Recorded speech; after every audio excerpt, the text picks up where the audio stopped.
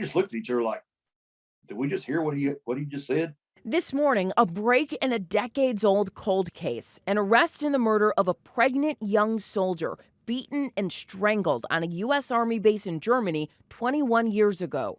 19-year-old Private Amanda Gonzalez was 4 months pregnant and stationed in Germany when she didn't report for duty Monday, November 5th, 2001.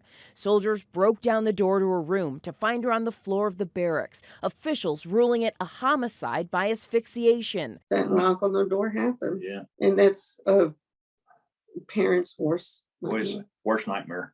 Her family, for 21 agonizing years, asking questions and getting no answers as investigators made no arrests. And it was just the same call. Once a week, I'd get a call, answer it, I'm you, okay?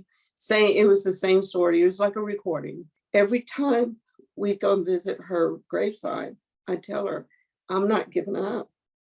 I am not giving up. But then that break. The Justice Department naming the suspect Shannon L. Wilkerson, a former armed forces member arrested in Florida Thursday, now facing 1 count of first-degree murder in the death of Amanda Gonzalez and up to life in prison if convicted. Wilkerson has pled not guilty.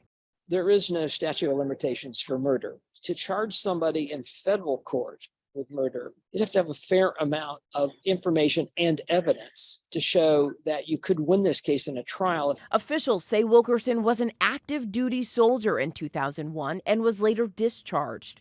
Private Gonzalez's murder, just one of many examples of violence against women in the military. Army Specialist Vanessa Guillen murdered in 2020, sparking nationwide calls for reform within the Army.